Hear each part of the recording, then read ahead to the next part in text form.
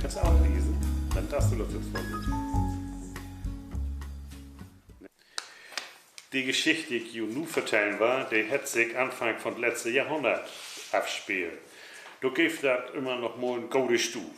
Also, da noch wird Stina Müller in die Stadt kommen.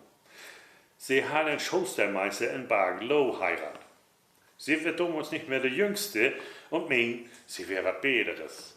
Die Dörpslied wären ihr zu ungebildet. Schon, dass sie gleich Stina und du to ersingen den, das gefällt ihr gar nicht. Wo sie doch Christina hätten die und sie schon gefälligst Frau Möller to ersingen. Aber es dat die kein ein. Mit der beste Stufe, da wo sie die Dörpslied aber zeigen, dass sie in die Stadt kämen. Denn so wat kommt kein anderen in Dörp verwiesen. Selbst der Pastor und der größte Bauern haben kein gut beste Stufe. Der Möbelkaufmann hat einen echten Jugendstil, ein wunderschönes Wohnzimmer lieber. Dobi wäre natürlich ein Sofa und darüber wäre so ein Lütt Bord mit allerhand Krimskrams. Ein vierarmigen Kronleuchter, einen echten Perserteppich, wo auf der Binsen sieht Made in Germany stand. Ein Spiegelkommod und ein Ölbild mit Bergen, Waterfall, ein Koppel voll Hüs und ein Lütte Karg mehr Mann. So lädt sich die beste Stufe kurz beschrieben. Doch all diese Pracht wird bloß einmal in Jahr brucht. An Weihnachtsabend fängt das an. An den beiden Weihnachtstagen käme die Verwandtschaft in die Stadt und an den Tag nach dem Fest hat Stina Geburtstag. Jeden Abend wird eine Schlacht von den Dörfshuhns in Lot.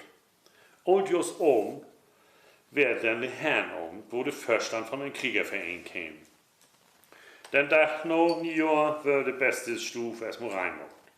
Dann würden die Rollos dolloden von wegen der Sünden, die Möbel und die Kronleuchter würden totdeckt von wegen der Pflegendreck und dem Stoff. Und dann schlägt Stina eine Weihnachtsstufe für den Tau. Und mit nächsten Weihnachten käme kein ein mehr in die heilige Stufe.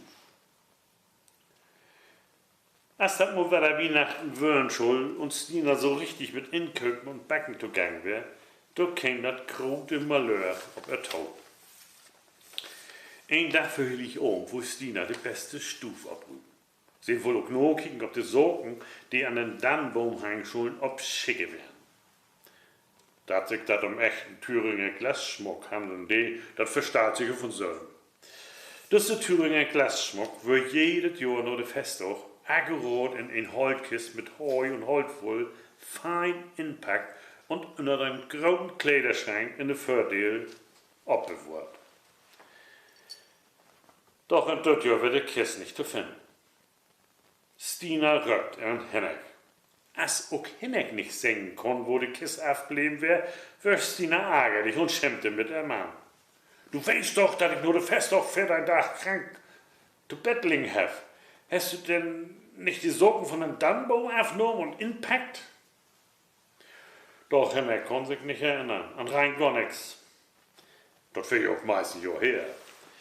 Tja, und nun ging das große Sögen erstmal los. Von den Keller bis am Böen haben sie vertwiefelt söcht. Eins haben sie von unten nach oben, von oben nach unten dreht, aber nix. Hinneck hat gesagt, dass das Jahr wohl kein Dannenbaum gibt. Da hast du Stina mal sehen müssen. Sonst käme die Stina ganz schlecht an. Da hat er ja wohl was sech. Was? Kein Dannenbaum? Was soll die Leute dann wohl schnacken?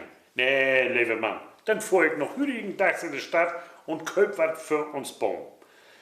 Mir ärgert bloß die Tiet und das Geld. Dann dreht sich Sina und ging in die beste Stufe. Im ersten Mal die Fenster abzumachen und frische Luft drin zu lassen. Als sie darin käme, kriegt sie meist einen ordentlichen Schreck. In der Düsternis wäre ein Geist in der Ecke zu sehen, die da flimmern und glitzern will. Sie rebt Gauer Hinneck und sein Wagen steht. Beide konnten nun einen Dannenbaum von das letzte Jahr noch mal ankicken. Trurig, kohl und noch als ein riesbessen Stunde durch. Doch der echte Thüringer Glasschmuck, die wär noch am Ende. Bloß der große Engel auf der Spitze mit der Posaune, der wär meist ein bisschen durchsackt. Das wäre in dem Moment so, als wenn Helisen die beiden fragen, die, haben sie mir verkehrten, nun war das Appetit. Tja, und so konnten sie doch noch Weihnachten feiern mit all den Verwandten und Bekannten. Und natürlich mit dem echten Thüringer Glasschmuck.